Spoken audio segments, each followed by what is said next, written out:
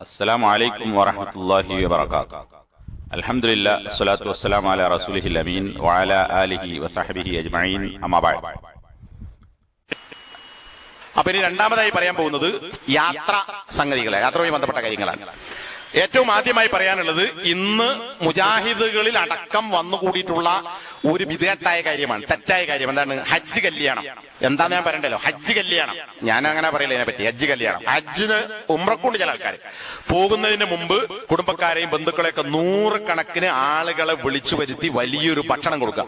അത് ഒരു യാത്ര പോകല്ലേ, ഒരു നല്ല നിലക്ക് നിങ്ങൾ അതിന്റെ മുന്നേ എപ്പോഴെങ്കിലും കൊടുത്തോളി. ഹജ്ജിനോ യാത്രക്കോ പോകുമ്പോൾ അങ്ങനെ ഒരു കല്യാണം, അങ്ങനെ ഒരു ഏർപ്പാട് നബിയോ സഹാബത്തോ സലഫുകളോ നടത്തിയിട്ടില്ല.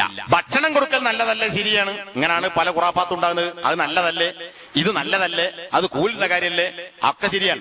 പക്ഷെ നബി പഠിപ്പിച്ച ഒരു കാര്യം നബി പഠിപ്പിച്ച സ്ഥലത്തല്ലാത്ത ചെയ്യൽ ഒന്നുകിൽ ബിദ്അത്തോ നബിയുടെ സുന്നത്തിനെതിരാണ്. അപ്പൊ ഇതിന് ബിദ്അത്ത് എന്ന് പറഞ്ഞില്ലെങ്കിൽ പോലും നബിയുടെ സുന്നത്തിനെതിരാണ്. നബിയോ സഹാബത്തോ ഹജ്ജിനോ ഉംറക്കോ പോകുന്നതിന്റെ മുന്നായി ഒരു പാർട്ടി നടത്തിയിട്ടില്ല. ചില ആൾക്കാരുടെ പണത്തിന്റെ ഊക്ക് കാണിക്കാനാണ്. വേറെ ചില സാധുക്കൾ അത്ര കൂടി കൂലി കിട്ടുമെന്ന് വിചാരിച്ചിട്ടാണ്. അപ്പൊ അതൊക്കെ നിങ്ങൾക്ക് എപ്പോഴും ചെയ്യുന്ന കാര്യമാണ്. ഇത് നാട്ടിലൊരു മാമൂലായി. മാമൂൽ എന്നാൽ അറബി വാക്കാണ്, മഅമൂൽ എന്നാണ്. അതാണ് ഉറുദുവിലേക്കും മാമൂൽ. മഅമൂൽ എന്നാൽ ചെയ്യപ്പെടുന്ന കാര്യം, നാട്ടു നടപ്പായി ചെയ്യപ്പെടുന്ന കാര്യം മഅമൂലാണ്. മാമൂൽ മലയാളത്തിൽ ഉപയോഗിക്കുന്നുണ്ട്. ഒന്നത്. രണ്ട്, യാത്ര ഇറങ്ങുമ്പോൾ അൽഫാത്തിഹയും പിന്നൊരു യാസീനൊത്തും പിന്നൊരു കൂട്ട ദുആയും. യാത്രക്ക് ഇറങ്ങുമ്പോൾ പ്രാർത്ഥന നബി വിളിച്ചിട്ടുണ്ട്. നബിയോ സഹാബത്തോ സലഫുകളോ യാത്ര ഇറങ്ങുമ്പോൾ ഇങ്ങനെ ഒരു ഉസ്താദോ ഇനി ഉസ്താദ് ഇല്ലാതെയോ ഒരു ഫാത്തിഹ വിളിയും യാസീനോത്തും ഒരു കൂട്ട പ്രാർത്ഥനയും നടത്തിയിട്ടില്ല. അവിടെ ഇലാ ഹളറാത്തി എന്നിങ്ങനെ ആദം നബി ഇട്ടും കൂടെ തുടങ്ങും, അല്ലെ ഇവിടെ നിന്ന് അങ്ങോട്ട് പോകും. മുഹമ്മദ് നബി ഇട്ട് അങ്ങനെ മേലോട്ട് ആദം നബി വരെ, പിന്നെ അതിന്റെ എല്ലാ റിഫായി മറ്റേ മർച്ചം ജീലാനി അത് ഇതിങ്ങനെ എല്ലാ ഹുദീന ബദരീന മറ്റേ മറിച്ച് അങ്ങനെ എല്ലാ ഔലിയാപ്പൂരജ്മീർ അങ്ങനെ ഒരുപാട് ഔലിയാക്കന്മാരും ഭ്രാന്തന്മാരുമായ ആളുകളുടെ അർവാഹിലേക്ക് ഉള്ള പാർസലേക്കൽ. അതാണ് ഇലാ അർവാഹി, റൂഹുകളിലേക്ക് നമ്മൾ കൊടുത്തേക്കാൻ പാർസലേക്കൽ. അങ്ങനെ പാർസൽ ദ്വാ ഇതൊക്കെ നടക്കുന്ന ഒരു ഗംഭീര പ്രാർത്ഥന. മൂല്യർക്ക് നല്ല പൈസ കിട്ടും, ചിക്കിളി കിട്ടുന്ന ഒരു അവസരമാണ്. കേൾക്കുന്ന ആളുകൾക്ക് ഭയങ്കര റാഹത്തായി, ഭയങ്കര ദ്വാ എടുത്തി പോകണോൻ അതിലേറെ ആശ്വാസമായി. മൂല്യരെല്ലാം ദ്വാ എന്നിട്ടുണ്ടല്ലോ. ഇത് മൂല്യർ മാത്രല്ല, അത്ര അവരിങ്ങനെ ആടിക്കളിക്കുന്ന മട്ടൽ വെച്ച ചവിട്ടിയ മുജാഹിദിന്റെ വീട്ടിലും ചിലപ്പോൾ ഇത്തരം കാര്യം ഏതൊക്കെ അളിയൻ പറയൂ, ഒന്ന് നമ്മൾ ദ്വാരുന്ന ആളാ, ആ മറ്റൊന്ന് അത്ര കെൽപ്പില്ലെങ്കിൽ ഓന് മൂളി കൊടുക്കും. എന്നിട്ട് ഈ ജാതി ദ്വാക്ക മുജാഹിദ് വീടുകളും അപൂർവമായി നടക്കാറുണ്ട്. അപ്പൊ അങ്ങനെ ഒരു ദ്വാ നബിയോ സഹാബത്തോ പഠിപ്പിക്കുകയോ ചെയ്യുകയോ ചെയ്തിട്ടില്ല. മൂന്നാമത്തേത്, ഹിന്ദുവിന്റേതാണെങ്കിൽ കണക്കനും ജ്യോത്സ്യനും പൂജാരിയും നിശ്ചയിക്കുമ്പോൾ മുസ്ലിംകളുടേത് ചില മുസ്ലിയാക്കന്മാർ നിശ്ചയിക്കുന്നു. യാത്ര ഇറങ്ങാൻ പറ്റിയത് ഇന്ന സമയമാണ്, മുഹൂർത്തം. കല്യാണത്തിന് മുഹൂർത്തം ഉണ്ടാവും ഹിന്ദുക്കളുടെ, ക്രിസ്ത്യാനിക്കുണ്ടതുകൊണ്ട്. അതുപോലെ മാപ്പിള മുഹൂർത്തം ഇത് തീരുമാനിക്കുന്നത് മുസ്ലിയാക്കന്മാരാണ്. അപ്പൊ നിങ്ങൾ ഇന്ന ദിവസം ഇന്ന സമയത്ത് പോകണം. അപ്പൊ ചൊവ്വാഴ്ച, ബുധനാഴ്ചയാണ് ഇറങ്ങേണ്ടത്. ചൊവ്വാഴ്ച ആയിപ്പോയാൽ തലേന്ന് തന്നെ പറഞ്ഞേക്കും പോരെ, ചൊവ്വ ദോഷം. അങ്ങനെ ദിവസങ്ങൾക്കോ സമയത്തിനൊന്നും ദോഷം നിശ്ചയിച്ചിട്ടില്ല. ചില സമയങ്ങൾക്ക് പ്രത്യേകം കൽപ്പിച്ചിട്ടുണ്ട്. എന്നാൽ യാത്ര ഏത് ദിവസവും ആകാം. ജുമാന്റെ ദിവസം യാത്ര പോകുന്നതിനെ സംബന്ധിച്ചാണ് ഹദീസുകളിലോ അതുപോലെ പണ്ഡിതന്മാരുടെ വാക്കുകളിലോ ഒക്കെ കാണാൻ കഴിയുന്നത്. ഇത് ജുമാ നഷ്ടപ്പെടുന്ന രീതിയിൽ ആവശ്യമെങ്കിൽ അവനും പോകാം എന്നാണ് അതിന്റെ ശരിയായ വശം. നബി രാവിലെയാണ് യാത്ര പുറപ്പാടുണ്ടായിരുന്നത്. അതുപോലെ തന്നെ വ്യാഴം, ഇതൊക്കെ ഹദീസുകളിൽ കാണാം. അല്ലാതെ ഇന്ന സമയത്ത് ഇത്രാമത്തെ മണിക്കൂറിൽ ഇന്ന സമയത്ത് തന്നെ പോകണം. അപ്പൊ നിങ്ങൾ ഈ സമയത്തിന്റെ ഇടയ്ക്ക് ഇറങ്ങിക്കൊള്ളി എന്ന മൂല്യർ പറയാം. അപ്പൊ അതിന്റെ അപ്പുറവും ആവൂല അപ്പുറവും ആവൂല. ഇവൻ ആ സമയത്തൊന്നും പോകേണ്ട കാര്യം ഉണ്ടാവില്ല. പക്ഷെ മൂല്യർ പറഞ്ഞത്, ഈ മൂല്യർക്ക് എന്താ പറയാൻ അവകാശം? അള്ളാഹു പഠിപ്പിക്കാത്ത, റസൂൽ പഠിപ്പിക്കാത്ത ഒരു കാര്യം ദീൻ ഉണ്ടാക്കാൻ, ദീൻ ഉണ്ടാക്കലാണ്, വേറെ ശരീഅത്ത് ഉണ്ടാക്കലാണ്. അപ്പൊ അത് പലരും അത് ചെയ്യുന്നു. അങ്ങനെ ഒരു മുഹൂർത്തം ഇല്ല. നമ്മുടെ യാത്രക്ക് പോകാൻ ആവശ്യമായ സമയം ഏതാണോ ആ സമയത്ത് പോവുക എന്നതല്ലാതെ ഒരു മുഹൂർത്തവും അതിൽ പരിഗണിക്കേണ്ടതില്ല. അത് തെറ്റായ വിദഗ്ധായ വിശ്വാസമാണ്, മതത്തിനെതിരായ കാര്യമാണ്. പിന്നെ യാത്ര ഇറങ്ങുമ്പോൾ 2 റക്അത്ത് സുന്നത്ത്, ഇതും മൊയ്ലിയാർ പറഞ്ഞെടുക്കും. ആ പറഞ്ഞ സമയത്ത് ഭയങ്കര ഭക്തിയോടുകൂടി 2 റക്അത്ത് നിസ്കരിക്കും. എല്ലാ നിസ്കാരത്തിനും ഭക്തി വേണം, യാത്ര ഇറങ്ങുമ്പോഴുള്ള നിസ്കാരത്തിന് മാത്രം പോരാ. യാത്ര പുറപ്പെടുമ്പോൾ 2 റക്അത്ത് നമസ്കാരം നബി പഠിപ്പിച്ചിട്ടില്ല. നബി വീട്ടിൽ നിന്ന് പുറത്തിറങ്ങുമ്പോൾ 2 റക്അത്ത് നിസ്കരിക്കാറുണ്ടായിരുന്നു എന്നൊരു ഹദീസുണ്ട്. അത് ഹജ്ജിന് ഉംറക്കുന്നില്ല. നബി വീട്ടിൽ നിന്ന് ഇറങ്ങി പോകുമ്പോൾ 2 റക്അത്ത് നിസ്കരിക്കും. ആ ഹദീസ് സ്വഹീഹാണോ അല്ലേ എന്ന വിഷയത്തിൽ അഭിപ്രായ വ്യത്യാസമുണ്ട്. ഇവിടെ പറയുന്നത് യാത്ര പോകുമ്പോൾ 2 റക്അത്ത്. അപ്പൊ ഹജ്ജ് ഉംറ അതൊരു വലിയ യാത്രയാണ്, അതുകൊണ്ട് 2 റക്അത്ത് യാത്ര. അങ്ങനെ യാത്രന്റെ സുന്നത്ത് എന്ന ഒന്ന് ഹദീസിൽ സ്ഥിരപ്പെട്ടിട്ടേ ഇല്ല. ഇതൊക്കെ ഞാൻ പറഞ്ഞ കളഞ്ഞ തൗഹീദിന്റെയും സുന്നത്തിന്റെയും ആളുകൾ പോലും ഇത്തരം കാര്യങ്ങൾ ചെയ്യാറുണ്ട്. മറ്റൊന്ന്, വീട്ടിൽ നിന്ന് ഇറങ്ങിയാൽ പിന്നെ തിരിച്ചു കയറരുത്, ഇറങ്ങുമ്പോൾ തിരിഞ്ഞു നോക്കരുത് എന്ന ചില വിശ്വാസങ്ങൾ മുജാഹിദ് വീടുകളിൽ പോലും നിലനിൽക്കുന്നു. പിന്നെ സമസ്തക്കാരന്റെ പറയേണ്ടതില്ലല്ലോ, അത് വെറുപ്പാണ്. വീട്ടിൽ നിന്ന് ഇറങ്ങി ബേക്കുന്ന ഭാര്യ മക്കളാരെ വിളിക്കുന്നുണ്ട്, തിരിഞ്ഞു നോക്കൂല. അപ്പൊ തിരിയേണ്ട അറിയോ? അപ്പൊ നേരെ തന്നെ നിൽക്കും. പിന്നെ എന്തെങ്കിലും സാധനം മറന്നു, ചിലപ്പോൾ പാസ്പോർട്ട് പോലും മറന്നിറങ്ങുന്ന ആളുകളുണ്ട്, അല്ലെങ്കിൽ വിസന്റെ കോപ്പി, ടിക്കറ്റിന്റെ കോപ്പി, അല്ലെങ്കിൽ അത്യാവശ്യം ഇത് വെച്ച് മറന്നുണ്ടാവും. എല്ലാവരും തപ്പിപ്പിടിച്ച് അല്ല കിട്ടിയില്ല എന്ന് പറയുമ്പോഴേക്ക് ഇവൻ കയറി എടുക്കലാണ് ഏറ്റവും നല്ലത്. കാരണം ഓനാണല്ലോ ഓർമ്മ അവിടെ വെച്ചത്. പക്ഷെ ആൾക്കാർ സമ്മതിക്കില്ല, ചിലപ്പോൾ ഓൻ പോകില്ല. എന്താണ്, നിങ്ങൾ കണ്ട് ഞങ്ങൾ എടുത്തുതരാം. പിന്നെ ഓലെ കൂടെ തെരഞ്ഞു പിടിച്ച് അവിടെ എടുത്ത് വലുത്ത് ആ അറയിൽ ഈ ഏറിനൊക്കെ തപ്പിപ്പിടിച്ച് നമുക്ക് സമയം പോയി. നീ സമയം പോയാലില്ലെങ്കിലും തിരിഞ്ഞ് കയറുന്നതിന് പ്രയാസമില്ല, തിരിഞ്ഞു നോക്കുന്നതിനും പ്രയാസമില്ല. ഒരു കറാഹത്തും ആ വിഷയത്തിലില്ല. എവിടുന്നാണ് ഇങ്ങനെ ഒരു കാര്യം ഗൗരവമായി വന്നിട്ടുള്ളത് എന്നറിയില്ല. തിരിഞ്ഞ് കയറരുതെന്നോ തിരിഞ്ഞു നോക്കരുതെന്നോ ഹദീസിൽ യാതൊരു രേഖയുമില്ല. ഞാൻ മനസ്സിലാക്കുന്നത് ഇബ്രാഹിം നബി അലൈഹി സ്വലാത്തു വസ്സലാമിന്റെ കഥ പറയുന്നിടത്ത് അതിൽ നിന്നാണോ ഒരു പക്ഷേ ഇങ്ങനെ ഒരു കണ്ടുപിടുത്തം ആളുകൾ നടത്തിയത് എന്നാണ്. ഇമാം ബുഖാരി മറ്റു മുദ്രിച്ച ഹദീസ് ഇമാം ബുഖാരിന്റെ 3364 നമ്പർ ഹദീസ്. ചരിത്രം ഞാൻ പറയുന്നില്ല. നബി ആജറിനെയും ഇസ്മായിലിനെയും അള്ളാഹുവിന്റെ കൽപ്പന അനുസരിച്ച് മക്കയിൽ കൊണ്ടുവന്ന് താമസിപ്പിച്ചു. ഒരു തോൽപാത്രത്തിൽ കുറച്ച് വെള്ളവും ഏതാനും കാരക്കച്ചുളകളും കൊടുത്ത് മുല കുടിക്കുന്ന ഈ കുട്ടിയെയും ഉമ്മയെയും, അവിടെ ഹോട്ടലില്ല, ഒന്നുമില്ല, ഒരു സാധനവുമില്ല, ചെടിയില്ല, മരമില്ല, തണലില്ല, വെള്ളം കിട്ടാനില്ല, ഒന്നുമില്ല. ഇത് തീർന്നാൽ എന്താ കുടിക്കേണ്ടതെന്ന് അറിയില്ല, എന്താ തിന്നാൻ ഒന്നുമില്ല. മേലെ ആകാശം, താഴെ ഭൂമി, വേറെ ഒരു സാധനമില്ലാത്തടത്ത് കഅബ പോലും അന്ന് ഉണ്ടാക്കപ്പെട്ടിട്ടില്ല. അവന്റെ അവശിഷ്ടം അവിടെ ഉണ്ട്. അങ്ങനെ കൊണ്ടുവന്നാക്കി ആജറിനെയും ഇസ്മായിലിനെയും നിർത്തി ഇബ്രാഹിം തിരിച്ചു നടക്കാൻ തുടങ്ങിയപ്പോൾ ഹാജർ ഇബ്രാഹിം നബിയുടെ പിന്നാലെ പോയി. ഹദീസിൽ അങ്ങനെ പിന്തുടർന്നു. അങ്ങനെ ഇടക്കിടക്ക് ഹാജർ വിളിച്ചു, പിന്നെ യാ ഇബ്രാഹിം എന്ന് വിളിക്കുന്നു. നീ എങ്ങോട്ടാണ് ഇബ്രാഹിമെ പോകുന്നത്? എന്നെ ഈ താഴ്വരയിൽ ഞങ്ങളെ വിട്ട് നീ എങ്ങോട്ടാണ് പോകുന്നത്? അങ്ങനെ പലവട്ടം ചോദിച്ചു. ഹാജർ പിന്നാലെ പോയി. അങ്ങനെ ഒരു കുന്നിന്റെ അടുത്തെത്തിയപ്പോൾ ഹാജർ ഇതുകൂടി ചോദിക്കുന്നു. ഇവിടെ കൂട്ടിന് ഒരാളുമില്ല, വേറെ ഒന്നുമില്ല. ഇങ്ങനെ പലവട്ടം ഹാജർ പറഞ്ഞുകൊണ്ടിരുന്നു. ലാ യൽതഫിതു ഇലൈഹ. ഈ ചോദ്യം ചോദിക്കുമ്പോഴൊന്നും ബേക്കുന്ന് ഭാര്യ വിളിച്ചിട്ടും ചോദിച്ചിട്ടും ഉത്തരം പറയാനോ പറയാതെയോ ഇബ്രാഹിം തിരിഞ്ഞു നോക്കുന്നില്ല. കാരണം പോകുമ്പോൾ തിരിഞ്ഞു നോക്കാതെ ഇബ്രാഹിം പോകുന്നു. വീണ്ടും ഹാജർ വിളിച്ചു. എന്നിട്ട് ഹാജർ ചോദിച്ചു, അല്ലാഹുല്ലദീ അമറക ബിഹാദാ. പല റിവായത്തുകളും കാണാം. അള്ളാഹുവാണോ ഇത് ചെയ്യാൻ ഇബ്രാഹിമെ നിന്നോട് കൽപ്പിച്ചത്? ഇതൊരു ചരിത്രം നമ്മൾ പഠിക്കേണ്ട ചരിത്രം കൂടിയാണ്. അള്ളാഹുവാണോ ഇബ്രാഹിമെ? ഇങ്ങനെ ചോദിക്കാൻ കാരണം എന്താ? അള്ളാഹു കൽപ്പിച്ചതാണെങ്കിൽ ഓക്കെ, എനിക്ക് യാതൊരു പ്രശ്നവുമില്ല. അള്ളാഹു അല്ല എന്റെ ഇഷ്ടപ്രകാരമാണോ എങ്കിൽ ഇത് ഭ്രാന്താണ്. കാരണം എന്താ? ഒന്നുമില്ലാത്ത ഈ സ്ഥലത്ത് മുല കുടിക്കുന്ന ഒരു കുട്ടിയെയും പ്രസവിച്ച ഉമ്മയെയും ഏതാനും കാരക്കച്ചുളയും ഒരു പാത്രത്തിൽ ചെറിയ വെള്ളവുമല്ലാതെ ഒന്നുമില്ലാത്തൊരു സ്ഥലത്ത് നിർത്തിപ്പോയാൽ പട്ടിണി കിടന്ന് മരിക്കൂലേ? അത് ഭ്രാന്തന്മാരല്ലാതെങ്കിലും ചെയ്യോ? അപ്പൊ ഇബ്രാഹിമെ നിന്റേതാണോ അല്ല അള്ളാഹു കൽപ്പിച്ചതാണോ? അപ്പൊ ഇബ്രാഹിം നബി അപ്പോഴാണ് ഇബ്രാഹിം നബി മറുപടി പറഞ്ഞത്, നാം, ഇത് എന്റേതല്ല, അള്ളാഹുവിന്റെ കൽപ്പന അനുസരിച്ചാണ് ഇവിടെ ഞാൻ നിർത്തുന്നത്. അപ്പൊ ഹാജറിന്റെ മറുപടി ഉണ്ട്. ഇത് നമ്മൾ ഹജ്ജിലും ഉംറയിലും ഉടനീളം നമ്മുടെ ജീവിതത്തിലും ഓർക്കേണ്ട മറുപടി. ഞാൻ എല്ലാ അത്തരം യാത്രകളും അതുപോലെ പെരുന്നാൾ ഖുത്ബയിലൊക്കെ പറയാറുണ്ട്. ഇദൻ ലാ യുദയ്യിഉന. അപ്പൊ ഹാജറിന്റെ മറുപടി നമ്മളെ പെണ്ണുങ്ങൾക്ക് ഉണ്ടാകേണ്ട കരുത്തായി പറയുന്നത്. ഇദൻ ലാ യുദയ്യിഉന. അള്ളാഹുവിന്റെ കൽപ്പന അനുസരിച്ചാണ് ഞങ്ങളെ നീ ഇവിടെ പാർപ്പിച്ചു പോകുന്നതെങ്കിൽ അള്ളാഹു ഞങ്ങളെ പാഴാക്കുകയില്ല. അല്ല പറഞ്ഞിട്ടാണെങ്കിൽ അല്ല വഴി കണ്ടെത്തും. ഓക്കെ, നീ പോയിക്കോ, ഒരു ബേജാറുമില്ല. ഹാജർ കരഞ്ഞില്ല, മുഖത്തോ മാറിലോ അടിച്ച് മുടി പിരിച്ചു പറിച്ച് മാറ് വലിച്ചു കീറി കരഞ്ഞില്ല, ചാടിക്കളച്ചില്ല, അപസ്മാരമെടുത്ത് വീണില്ല. ശാന്തമായി ഹാജറ ഇസ്മായിലിയുമായി തിരിച്ചു പോകുന്നു. എന്തുകൊണ്ടാണ്? ഇതൊരു വിശ്വാസമാണ്. ഈ വിശ്വാസം നമുക്കുണ്ടാകണം. അള്ളാഹു കൽപ്പിച്ചതാണോ എങ്കിൽ വഴി അള്ളാഹു തരും. ആ വഴി കിട്ടി. അങ്ങനെയാണ് പിന്നെ സംസം ഉണ്ടാകുന്നത്. ജിബ്രീൽ വന്നു, സംസം ഉണ്ടാകുന്നു. ജിബ്രീൽ ചിറക്, കാല്, വിരല്, മടമ്പൊക്കെ ഇട്ട് പരതിയപ്പോൾ സംസം പൊട്ടിയൊഴുകി. ഇസ്മായിൽ കാൽ പിടിച്ചപ്പോൾ എന്നാണ് നമ്മുടെ ബുക്കുകൾ എഴുതി വെച്ചത്, നമ്മളൊക്കെ കേട്ടത്. അത് കെട്ടുകഥയാണ്. ഇസ്മായിൽ കാലിട്ടടിച്ചല്ല സംസം ഉണ്ടായത്. ഇസ്മായിൽ കാലിട്ടടിച്ചിട്ടുണ്ട്, ശ്വാസം പോകാൻ മരണത്തോട് വക്കിലെത്തിയിട്ടുണ്ട്. അതൊക്കെ ഈ ഹദീസിൽ തന്നെ കാണാം. നിറം മാറിയിട്ടുണ്ട്. പക്ഷേ സംസം ഉണ്ടായത് ജിബ്രീൽ വന്ന് കാലിന്റെ മടമ്പ്, അതുപോലെ തന്നെ വിരല്, കാല് ഇതുകൊണ്ട് പരതിയപ്പോൾ ബഹസ എന്നൊക്കെ ഹദീസ് കാണാം. പരതുക, തരയുക, മാന്തുക. അപ്പൊ അവിടുന്ന് ഫംബതഖൽ മാ, വെള്ളം പൊട്ടിയൊഴുകി. അവിടെ ജിബ്രീൽ ഈ ഒരു മറുപടി തിരിച്ച് ഹാജറിനോട് പറയുന്നുണ്ട്. ആ നേരത്തെ ഹാജർ വെച്ച് പുലർത്തിയ പ്രതീക്ഷ അള്ളാഹുവിന്റെ ദൂതനായ ജിബ്രീൽ തിരിച്ച് ഹാജറിന് കൊടുക്കുന്നു. അള്ളാഹു അവന്റെ ആളുകളെ പാഴാക്കുകയില്ല. നേരത്തെ ഹാജർ പറഞ്ഞ എന്താ? അള്ളാഹുവിന്റെ കൽപ്പന അനുസരിച്ചാണോ? അള്ളാഹു പാഴാക്കുകയില്ല. ആ പ്രതീക്ഷ മറുപടിയായി അള്ളാഹുവിന്റെ വഴിയിലൂടെ ജിബ്രീൽ ഹാജറിന് പറഞ്ഞു കേൾപ്പിക്കുന്നു, അള്ളാഹു പാഴാക്കൂലട്ടോ. പാഴാക്കാത്തത് കൊണ്ടാണ് ഈ പാറക്കെട്ടിൽ വെള്ളമുണ്ടായത്. ഇവിടെ ഇബ്രാഹിം തിരിഞ്ഞു നോക്കിയില്ല, ഹാജർ പിന്നാലെ പോയിട്ടും.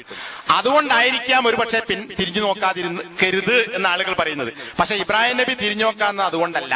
എന്തുകൊണ്ടാ? ബാപ്പക്കും കുട്ടിയോടുണ്ടാകുന്ന ഒരു സ്നേഹം, ഭാര്യയോടുണ്ടാകുന്ന സ്നേഹം, അതും പ്രസവിച്ച കുഞ്ഞുള്ള ഒരു ഉമ്മയോടുണ്ടാകുന്ന സ്നേഹം, അത് ഭയങ്കരമായിരിക്കും. അതുകൊണ്ട് തന്നെ ഇബ്രാഹിം നബിക്ക് ഈ വിട്ടേച്ചു പോകുന്ന കുഞ്ഞിനെയും ഈ ഭാര്യയുടെയും മുഖത്ത് നോക്കുമ്പോൾ ഉണ്ടാകുന്ന വിഷമം കൊണ്ടായിരിക്കാം തിരിഞ്ഞു നോക്കാന്നത്. മറുപടി പറഞ്ഞു, ഇബ്രാഹിം നബി നേരെ നടന്നു, ഹാജർ ഇങ്ങോട്ട് പോന്നു. അപ്പോ ഇത് തിരിഞ്ഞു നോക്കാതിരിക്കാൻ തെളിവല്ല. നമുക്ക് അങ്ങനെ തിരിഞ്ഞു നോക്കലോ തിരിഞ്ഞു കയറലോ കറാഹത്തോ ഒന്നുമല്ല. പിന്നെ ഇനി നമുക്ക് വിഷയത്തിലേക്ക് കിടക്കാം. യാത്ര എന്ന് പറയുന്നത്, യാത്രയിൽ ഒരുപാട് പ്രയാസങ്ങൾ ഉണ്ടാവും. നമ്മൾ ഒരുപാട് യാത്ര നടത്തുന്നവരാണ്. ചിലപ്പോൾ ഗൾഫിൽ നിന്ന് പോയിട്ടുണ്ടാവില്ല. പക്ഷേ ഗൾഫില് ഹജ്ജിനോ ഉംറക്കോ ദീർഘയാത്ര നടത്തുമ്പോൾ അതിൽ പ്രയാസങ്ങൾ ഉണ്ടാവും, വിഷമങ്ങൾ ഉണ്ടാവും. ഇമാം ബുഖാരി ഉദ്ധരിച്ച 1804 നമ്പർ ഹദീസിൽ നബി പറഞ്ഞ ഒരു വാചക ബുഖാരിന്റെ ഹദീസിൽ കാണാം, അസ്സഫറു ഖിത്അത്തും മിനൽ അദാബ്. യാത്ര പീഡനത്തിന്റെ ശിക്ഷയുടെ ഒരു കഷ്ണമാണ്. ഇത് നബിന്റെ ഹദീസാ. ഇത് പറയാതെ നമുക്കറിയാം, നാട്ടിൽ കിട്ടുന്ന സുഖം, നാട്ടിലെ ഭക്ഷണം, നാട്ടിലെ വെള്ളം, നാട്ടിലെ താമസം, നാട്ടിലെ സൗകര്യം, നാട്ടിലെ സുഖം, ഇതൊന്നും യാത്രയിൽ കിട്ടുകയില്ല. അപ്പൊ പ്രയാസം ഉണ്ടാവും. ഹദീസ് തന്നെ പറയുന്നുണ്ട്, യംനഉ അഹദകും തആമഹു, യാത്ര നിങ്ങളുടെ ഭക്ഷണത്തെ തടയുന്നു, വശറാബഹു, പാനീയത്തെ തടയുന്നു, വനൗമഹു, ഉറക്കത്തെ തടയുന്നു. ഉറക്കുപോയ പിന്നെ ആശ്വാസവും പോയി. അപ്പൊ ഇതൊക്കെ യാത്ര തടയും. ഹദീസ് നബി പറഞ്ഞു, നമ്മുടെ അനുഭവമാണ്, ഇതൊക്കെ യാത്രയിൽ നഷ്ടപ്പെടും. അതുകൊണ്ട് യാത്ര ശിക്ഷയുടെ ഒരു കഷ്ണമാകുന്നു. ഇത് ഇവിടെ മുൻകൂട്ടി പറയുന്നതിനാ. യാത്രയില് ആളുകൾക്ക് പരാതി ഉണ്ടാകുന്ന, എത്ര സൗകര്യം നിങ്ങൾക്ക് ചെയ്തു തന്നാലും പരാതിയോട് പരാതി കേൾക്കും. പരാതി പറയണ്ടെന്ന് ഞാൻ പറയില്ല. നിങ്ങൾക്ക് യാത്രാ സൗകര്യം ബുദ്ധിമുട്ടുണ്ടായോ? ഗ്രൂപ്പിലെ അമീറിനോട് പറയാം. നിങ്ങൾക്ക് സൗകര്യം എന്ന ട്രാവൽസ് ആരാണ് അവരോട് പറയാം. ഭക്ഷണം ശരിയായ രീതിയിലല്ലേ, പരാതി പറയാം. പരാതി പറയണ്ടാനില്ല. താമസം പ്രതീക്ഷിച്ചതുപോലെ ആയില്ല, വിഷമങ്ങളുണ്ടോ, പറയാം. പറയാതിരിക്കേണ്ടതില്ല, പറയാം. പക്ഷെ പറയൽ പിരാകലാകരുത് എന്നതാണ്. പിരാകൽ തന്നെ മലപ്പുറം ജില്ലയിലെ ഭാഷ. പിരാകുക, പിറുപിറുക്കുക, അറബി വാക്കാണ് ബർബറ. അതാണ് ബർബറ എന്ന് പറഞ്ഞാൽ പിറുപിറുത്തു എന്നാണ്. അതായത് ആഫ്രിക്കയിൽ സഹാബത്ത് ചെന്നപ്പോ അവിടെ യുദ്ധം നടത്തി മുസ്ലിങ്ങളായി. അപ്പം ആഫ്രിക്കക്കാർ പറയുന്നത് ബെൽക്ക് മനസ്സിലായി, ബെല്ലുകൾക്ക് മനസ്സിലായി, രണ്ടു ഭാഷ അറിയില്ല. അപ്പൊ മാതാ യുബർബീർ, മാതാ തുബർബീർ, നീ എന്താണ് പിറുപിറുക്കുന്നത്? അങ്ങനെയാണ് എന്റെ അസിൽ പറയപ്പെടുന്നത്. അപ്പൊ ഈ ബർബറ എന്ന് പറഞ്ഞാൽ മലയാളത്തിൽ പിറുപിറുക്കുക. ഇതുണ്ടാകരുത്. പരാതി പറയാം, പിരാകലും പിറുപിറുപ്പുമാകരുത് എന്നർത്ഥം. അപ്പോ വിഷമങ്ങൾ ഉണ്ടാകും. ഇതൊക്കെ സഹിക്കേണ്ടി വരും യാത്രയിൽ. അതുകൊണ്ടാണ് നബിന്റെ ഈ ഹദീസ് ഞാൻ അവിടെ ഉദ്ധരിച്ചത്. അതുകൊണ്ട് ഇതൊക്കെ യാത്രയിൽ ഉണ്ടാകുമെന്ന് മുൻകൂട്ടി നമ്മൾ കാണണം. ഇതൊക്കെ നഷ്ടപ്പെടാം, പ്രതീക്ഷിച്ചതുപോലെ ആകാതിരിക്കാം. അത് സഹിക്കാനും ക്ഷമിക്കാനും യാത്രയിൽ ഒരു വിശ്വാസിക്ക് സാധിക്കണം. യാത്ര പോകുമ്പോൾ യാത്ര അയക്കേണ്ടത് എങ്ങനെയാണ്, യാത്ര ചോദിക്കേണ്ടത് എങ്ങനെയാണ്? ഒരാള് നമ്മളോട് പോവുകയാണ്, അല്ലെങ്കിൽ നമ്മൾ വേറൊരാളോട് ഞാൻ പോകുന്നു എന്ന് പറഞ്ഞാൽ അയാൾ എന്താണ് പറയേണ്ടത്? നമ്മൾ ആരോടാണ് യാത്ര ചോദിക്കുന്നത്? അയാൾ നമുക്ക് യാത്ര പോകുന്ന ആൾക്ക് വേണ്ടി പറയേണ്ടത് ഞാൻ പറയേണ്ട കാര്യമില്ല. അബൂദാവൂദ്, തിർമിദി, ഇമാം അഹ്മദ് അസ്തൗദിഉല്ലാഹ ദീനക വ അമാനതക വ ഖവാതിമ അമലിക്. മനുഷ്യൻ ശൈത്താനാകുന്ന സന്ദർഭമാണ് യാത്ര. കാരണം എന്താ? ഹജ്ജിന് ഉംറക്കല്ല പറഞ്ഞത്. സാധാരണഗതിയിൽ നാട് വിട്ടാൽ നല്ല മനുഷ്യൻ ചീത്തയാകും. കാരണം എന്താ? ആൾക്കൂട്ടത്തിലാണെങ്കിലും ഞാൻ ഒറ്റക്കാണ്, എനിക്ക് പരിചയമുള്ള ആരുമില്ല, അതുകൊണ്ട് ഇവിടെ എന്തുമാകാം. ഇത് സാധാരണ ശൈത്താൻ നമ്മുടെ തോന്നിക്കും.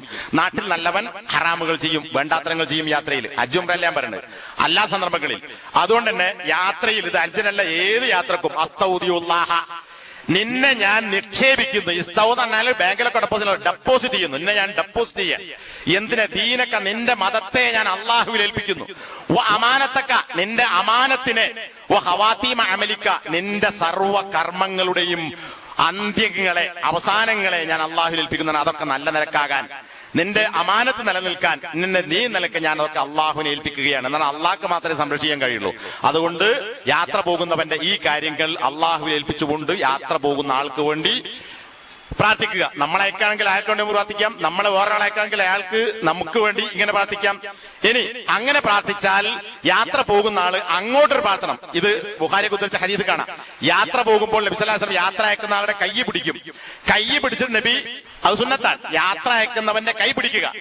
എന്നിട്ട് നബി കൈ വിടുകയില്ല. എത്ര വരെ? ആരാണോ യാത്ര പോകുന്നത്, യാത്ര പോകുന്നവൻ കൈ ഒഴിവാക്കി പോകുന്നത് വരെ നബി കൈ വിടൂല, അങ്ങനെ പിടിച്ചോണ്ടിരിക്കും. എന്നിട്ടാണ് ഈ പ്രാർത്ഥന നബി നടത്തുന്നത്. പ്രാർത്ഥന ചെല്ലിയാലും നബി കൈയാണ് പിടിച്ചോണ്ടിരിക്കും, മറ്റേ ആൾ ഊരിപ്പോകുന്നവരെ നബി കൈയാണ്. ഇതൊക്കെ സ്വഹീഹായ ഹദീസിൽ വന്നിട്ടുണ്ട്. എന്നിട്ട് യാത്ര പോകുന്ന ആള് പ്രാർത്ഥിച്ച ആൾക്ക് അങ്ങോട്ട് പ്രാർത്ഥിക്കണം, അസ്തൗദിഉകല്ലാഹല്ലദീ ലാ തളീഉ വദാഇഉഹു. ഏതൊരുത്തന്റെ നിക്ഷേപങ്ങൾ പാഴായി പോവുകയില്ലയോ അങ്ങനെയുള്ള അള്ളാഹുവിൽ നിന്നെ ഞാനും നിക്ഷേപിക്കുന്നു. അയാൾ നമ്മളെ അള്ളാഹുവിൽ ഏൽപ്പിച്ചു, നമ്മൾ അയാളെ അള്ളാഹുവിൽ ഏൽപ്പിക്കാൻ. അള്ളാഹു ആരാണ്? ലാ തളീഉ വദാഇഉഹു.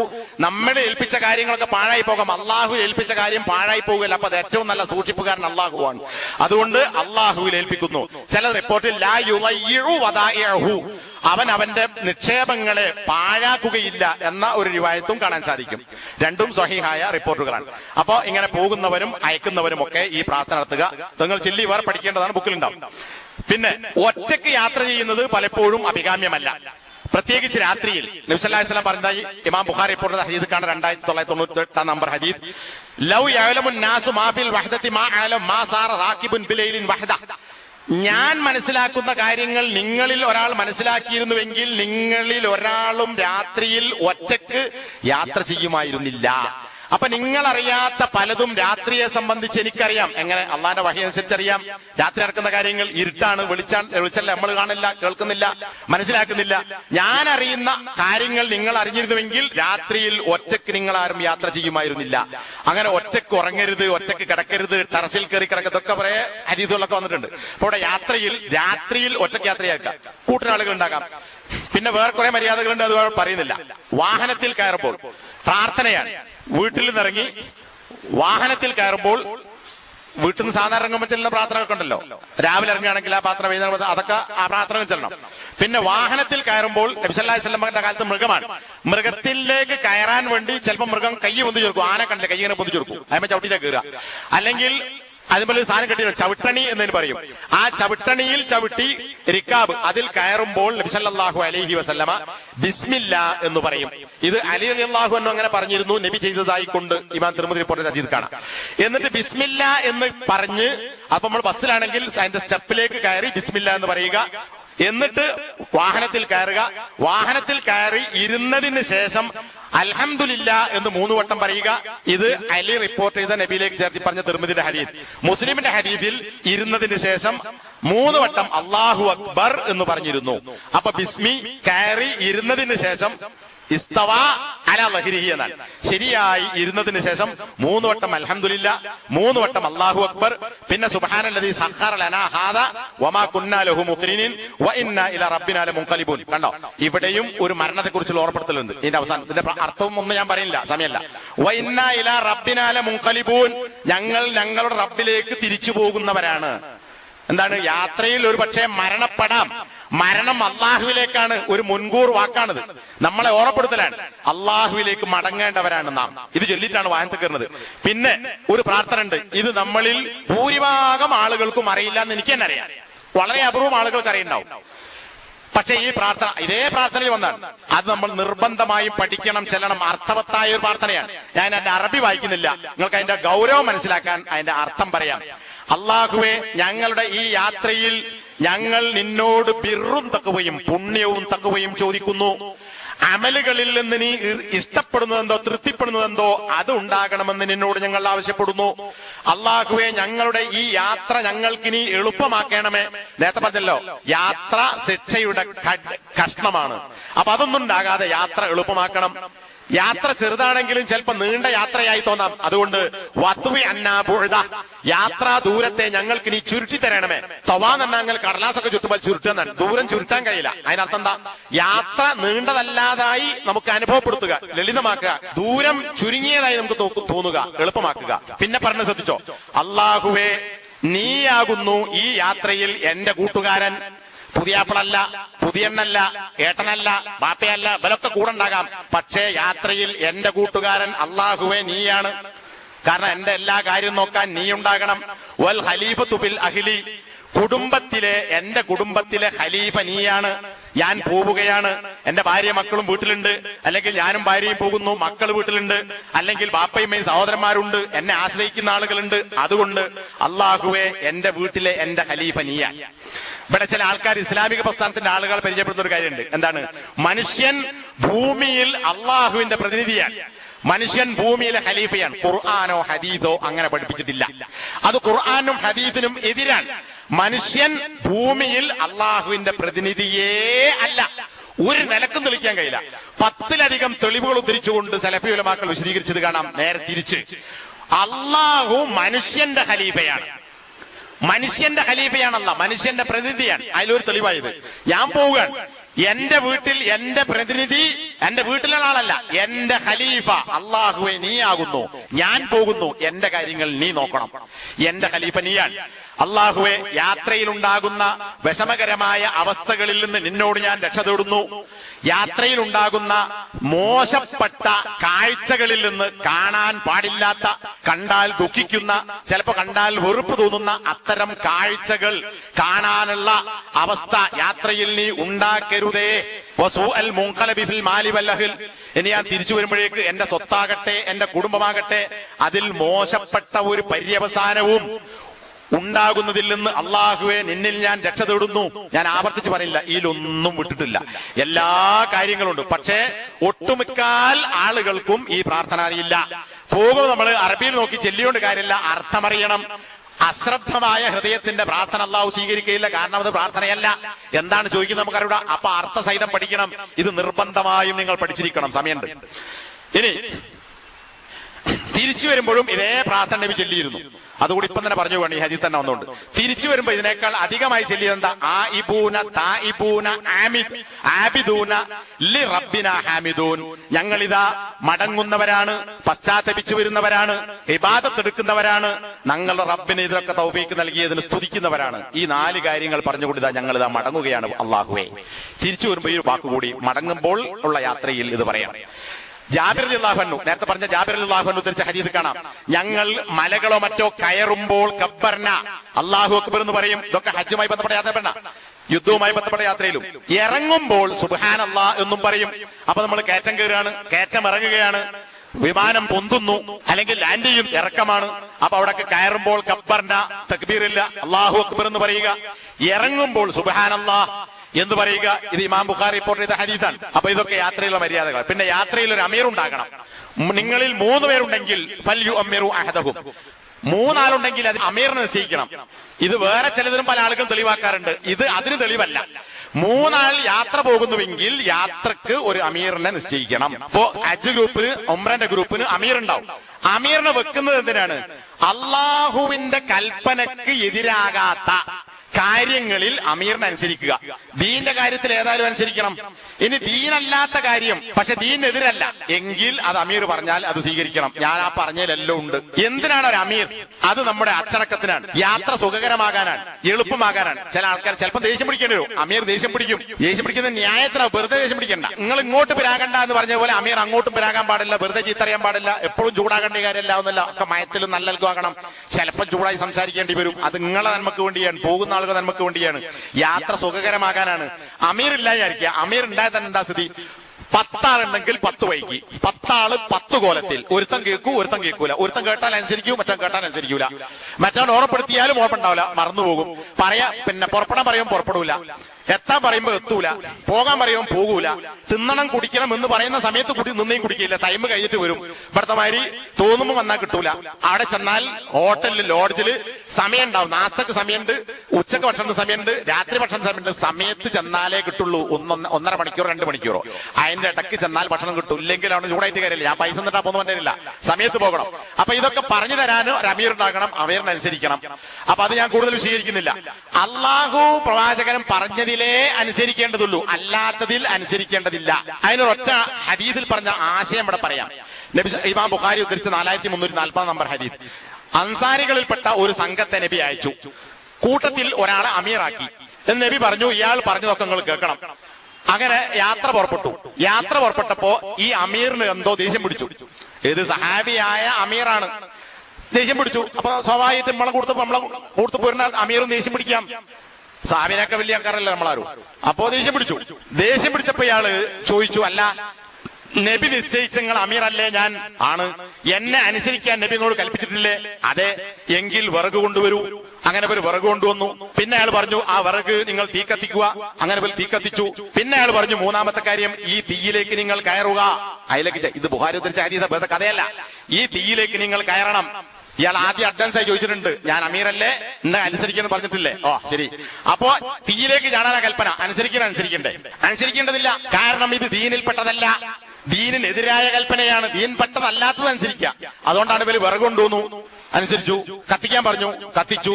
അതിലേക്ക് കയറാൻ പറഞ്ഞു, അത് ദീനെതിരാണ്. ഇവര് കയറിയില്ല. അങ്ങനെ പരസ്പരം നോക്കി, ഓരോരുത്തരും ഇങ്ങനെ കൈ പിടിച്ചിട്ട് ഇങ്ങനെ നിന്നു.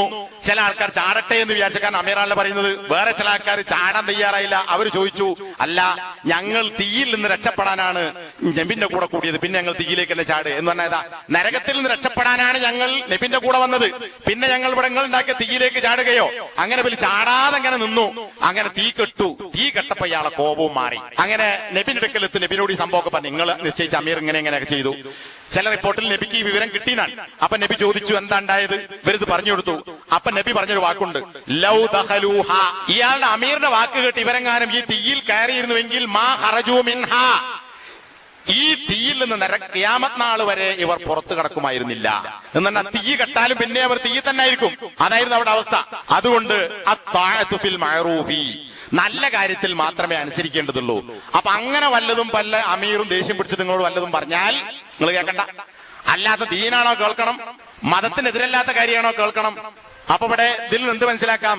ഇപ്പൊ മത നേതാക്കന്മാരായാലും സംഘടനാ നേതാക്കന്മാരായാലും ദീനെതിരായത് പറഞ്ഞാൽ അനുസരിക്കേണ്ടതില്ല, പ്രമാണത്തിനുള്ളിലുള്ളതേ അനുസരിക്കേണ്ടതുള്ളൂ എന്ന് ഇതിൽ നിന്ന് ആ ഒരു കാര്യം കൂടി മനസ്സിലാക്കാൻ സാധിക്കും. ഇനി യാത്രക്കിടയിൽ ഏതെങ്കിലും സ്ഥലത്ത് ഇറങ്ങുകയാണെങ്കിൽ ഒരു വിശ്രമ സ്ഥലം അല്ലെങ്കിൽ ഒരു ഹോട്ടൽ അല്ലെങ്കിൽ അതുപോലൊരു സ്ഥലം, ഇനി ഒന്നും അല്ലാത്ത വഴിക്കൊരു സ്ഥലത്ത് വിശ്രമിക്കാൻ വേണ്ടി നിർത്തിയായിരിക്കാം. അങ്ങനെ ഒരു സ്ഥലത്ത് യാത്രക്കിടയിൽ ഇറങ്ങിയാൽ അവിടെ ഒരു പ്രാർത്ഥന നബി പഠിപ്പിച്ചിട്ടുണ്ട്.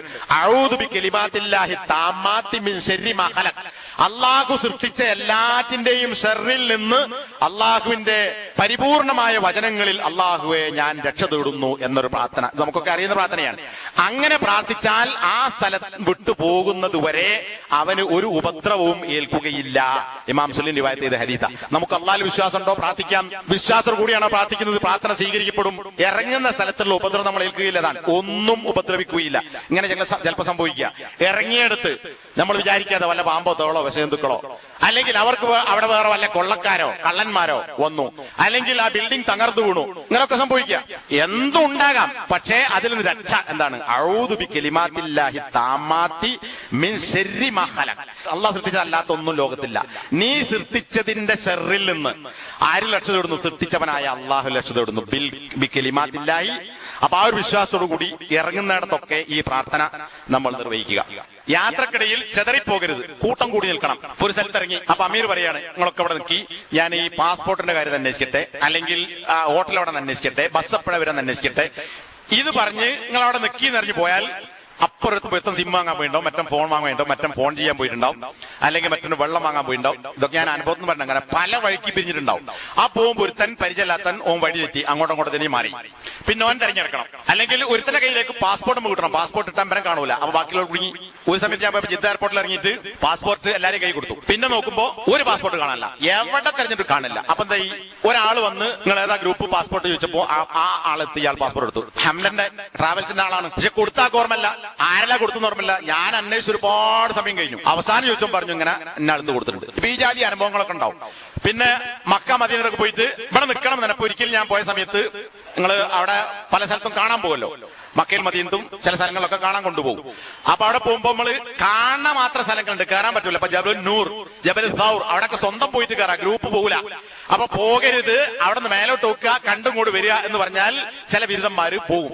അങ്ങനെ ഒരിക്കലും കുവൈത്തിൽ നിന്ന് വന്നപ്പോ പോകരുത് എന്ന് പറഞ്ഞു. നല്ലൊരു സെൽഫിയായ തക്കമുള്ള മനുഷ്യൻ, അയാൾ ഭാര്യയും മക്കളൊക്കെ ഉണ്ട്. ഞാൻ പഠിപ്പിക്കുന്ന കുട്ടികളൂടെയാണ്, മദ്രസ പഠിപ്പിക്കുക. അങ്ങനെ അവിടുന്ന് ഇവനും ഒരു ആസാമുകാരനായ ഒരുത്തൻ നമ്മുടെ കൂടെ വന്നിരുന്നു. കയറി തെറിഞ്ഞു, ബസ്സിൽ തിരിച്ചു കയറി നോക്കി എണ്ണ എടുത്ത് നോക്കുമ്പോ എല്ലായിടത്തും എണ്ണ എടുക്കുന്നത് അമീറിന്റെ പണിയാണ്. എണ്ണം കുറഞ്ഞിട്ടുണ്ടോ എന്ന് എണ്ണി നോക്കും, പുറപ്പെടുമ്പോഴും എല്ലാം. അങ്ങനെ എണ്ണി നോക്കുമ്പോ രണ്ടാളെ കാണില്ല, എവിടെ നോക്കിയിട്ടും കാണില്ല. അങ്ങനെ എവിടെ പോയി എന്നറിയില്ല.